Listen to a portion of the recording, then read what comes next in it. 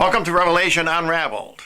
I am your host, William Tapley, also known as the third eagle of the apocalypse and the co-prophet of these end times. One of the great tragedies of the end times, as prophesied in the book of Revelation, is that the holy city would be trampled under by the Gentiles, as prophesied by John in his chapter 11, verse number 2 of the book of Revelation. And in the end times, the holy city is Rome, not Jerusalem. Jerusalem is the great city. And of course, the reason Rome is the holy city is because it is the headquarters of the Roman Catholic Church and has been for nearly 2,000 years. However, in these end times, it is being trampled under by the evil Illuminati elite rulers of the world. And it's not surprising that we should see it in the visual logos which they come up with for the Pope when he visits Latin America. And he is visiting Latin America this week. He started yesterday, and he will visit Ecuador, Bolivia, and Paraguay. So I thought we could take a look at these logos which they created because they are dodgy in the very least. And one of them, the last one from Paraguay, I believe, is Satanic. Now this first one from Ecuador is, I would say, the best of the three, in my opinion. At least they have not perverted the cross, which they are very wont to do. I don't know why they have to have logos for every time the Pope goes somewhere, but that is de rigueur as far as the Vatican goes these days. The cross in this case is at least dominant. It towers over the entire logo, which is correct. The cross is straight. It's not curvy or feminized. Now the Pope looks rather odd. It looks like a black and a white face, and his hand looks more like a claw rather than a blessing. The three primary colors are often included in these papal logos, although in this case I don't believe they represent the end times unholy trinity of Satan, the Antichrist, and the false prophet.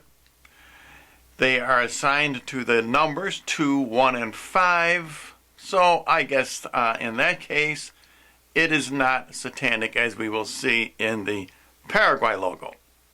Now in this Bolivia logo, we begin to see some of the elements which I usually complain about in these Vatican logos, especially in regards to the cross. Now, although it is centered, it is asymmetrical, consists of wavy, feminine forms. It is dominated by the overall shape, which becomes a circle. Now, as far as the colors go, we see three figures, I guess, in the lower front. I don't believe they represent the unholy trinity of the end times. They are not red, blue, and yellow. I suspect they are meant to represent different races. Now, the worst of these three logos is, without a doubt, this Paraguay logo. Now, this artist knows what he is doing. This is a satanic image. First of all, the cross is relegated to a very minor position in this logo, even though it's centered, and it consists of a Lampedusa cross. I believe Pope Francis introduced this cross when he visited Lampedusa. And that wavy cross piece that is not only feminine in shape, it is a yin-yang. This cross combines a pagan symbol with the true symbol of Christianity. And as I say, Pope Francis introduced this wavy yin-yang type cross at Lampedusa.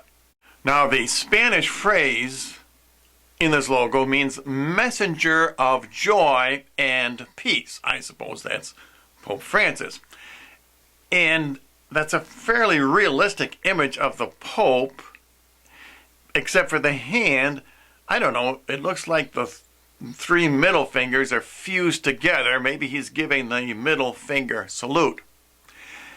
Now, looking at the three primary colors, they do represent the unholy trinity of the end times. Now, why do I say that?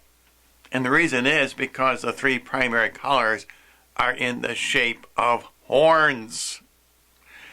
The two on the right, the red and the blue, would represent perversions of God the Son and God the Father. And that would be the false prophet and the Antichrist. The yellow horn on the left would be a perversion of the Holy Spirit, and that would be Satan.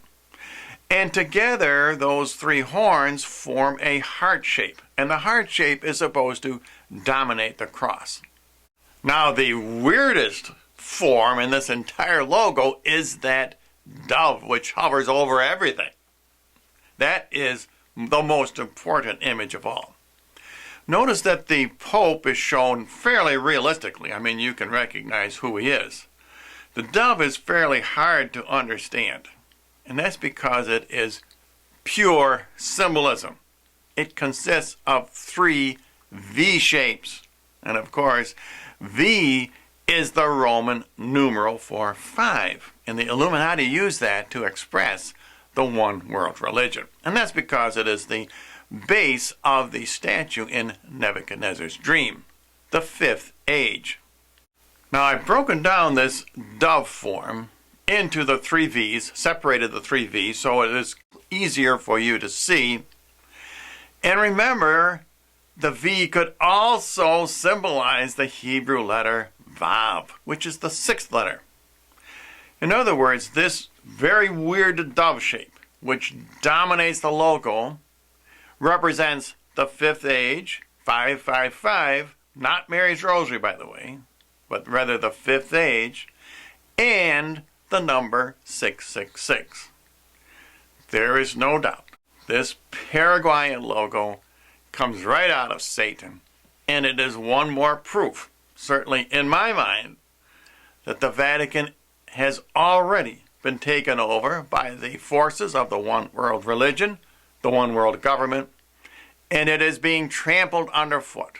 The holy city is trodden under by the Gentiles, as prophesied by John way back in Revelation chapter 11, verse number 2. And in conclusion, I encourage you, my subscribers, to take a look at all three of these logos. Let me know what you think. I very likely have missed some very important elements. And as always, if you would like more information about my ministry on YouTube, visit my thirdeaglemedia.com website.